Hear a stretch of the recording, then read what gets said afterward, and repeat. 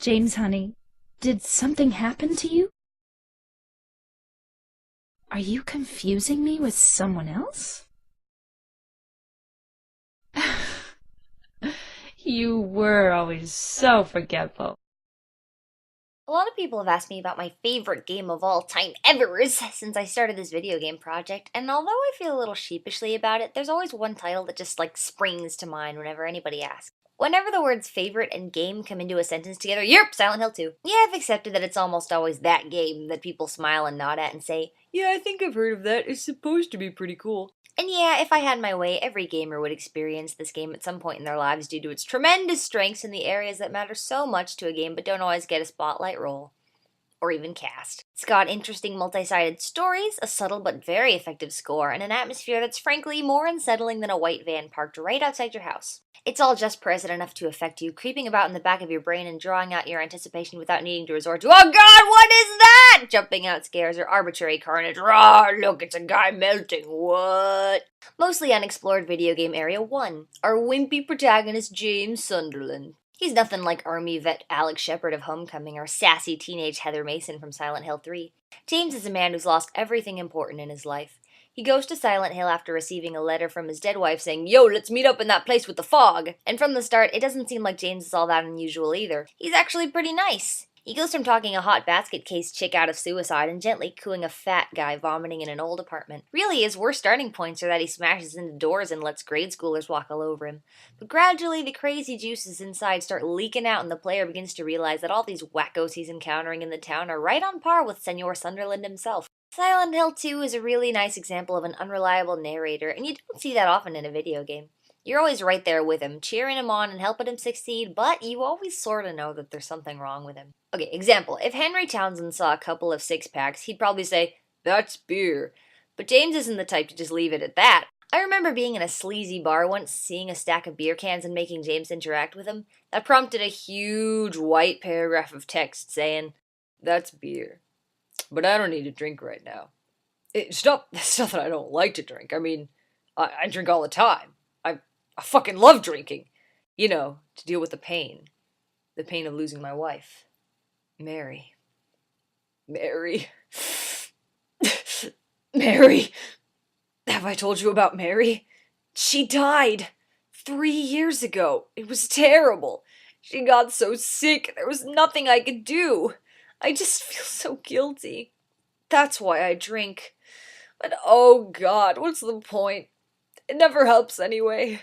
James isn't the only creep in town, of course, and neither are the normal people that he keeps running into. Part of the greatness of Silent Hill 2 are the monsters, those faceless ragdolls that, at first, seem just like gross macabre puppets, but prove themselves to be nothing but cookie-cutter shadows of everything James himself has been repressing. The lying figures wearing straitjackets to represent his helplessness, the nurses are blatant sexual icons playing on our hero who hasn't boned anything in years, and even the Big Daddy Pyramid Head is both Punisher and Punishee, acting as the father of all rape scenes, and also ultimate judgment to James's guilt. Yeah, some of these monsters will only appear once, but they're all gross, disfigured symbols meant to be more psychological food for thought than actual in-game fighting foes. Another great point is atmosphere. While the score is a huge part of this, another big chunk of the game is set in silence, usually using a bit of music sparingly, not as the primary vehicle to intensify gameplay. Actually, the majority of the ambient score isn't on any kind of official Konami CD. Most are just pieces of metal scraping together, creeping, moaning, looping sounds over a squeaky mattress. Here's another interesting point to consider. How many games have you played where you have to pause the game to pull up the menu? Right now, when you return to the game screen in a third-person game, your character is usually doing a little sidestep showing you a sexy back, and up in the corner of the screen you'll see a little bar for your health, and maybe a mana bar and a little map, ammo count, some support character with a funny accent yelling at you, yada yada yada. Since Silent Hill 2 doesn't have anything like that,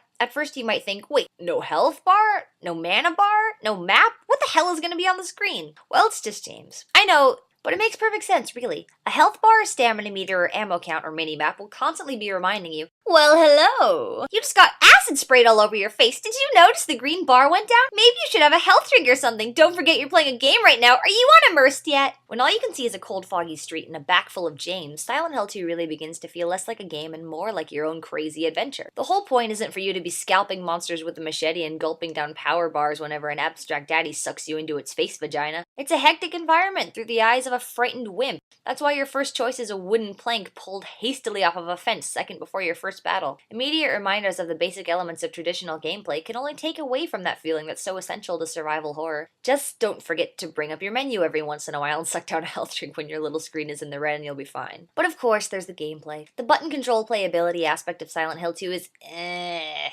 Being spoiled by video games of today where the right analog stick moves you and the left analog stick moves the camera, it was really weird getting into this double joystick face and move formula, and later I looked back and thought, what was the point of that? I remember how surprised I had been when I found out that after 5 or 6 seconds of sprinting, James would slowly shift into a light jog and stay that way until you let him stop, where he would bend over and start panting, exhausted from his long sprint. And to be fair, my initial thought was, move it, fatty! Granted, he could always get moving again with a push of the joystick, but I always felt bad for him and let him rest for a little while before going on. Except for the Brookhaven Hospital basement. Fuck Maria, she wasn't keeping up. Of course, combat in a survival horror game is supposed to be frenzied and intense, but ammo and health drinks are by no means scarce in the town, and even on the harder difficulty settings, I rarely got into the red and hardly ever died. There are difficulty settings for both combat and puzzles so that you can pick and choose your preferences. It's useful if by some fluke you cannot for the life of you figure out which noose goes to which murderer, but you love watching nurses go flying when you break out the shotgun. Look out, they have fucking guns in hard mode. Even so, I never found the combat that difficult and used the wooden plank for almost every fight save a few boss fights. The puzzles, while inventive and immensely creepy, were often just a bit redundant and they definitely wouldn't work in real life.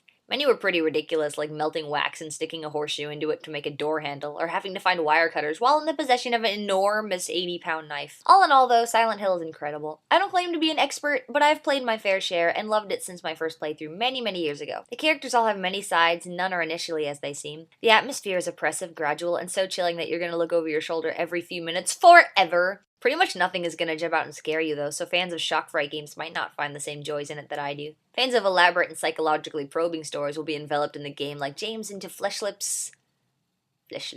I guarantee that the replay value is high, partly to get all the endings and also to pick up on the little beautiful things that you missed on your first playthrough. I thought I knew everything, and on my last Silent Hill vacation I finally figured out that there was a hole here riddle. At least I think I did. Unless it's not a euphemism toward the nurses. Ah, shit.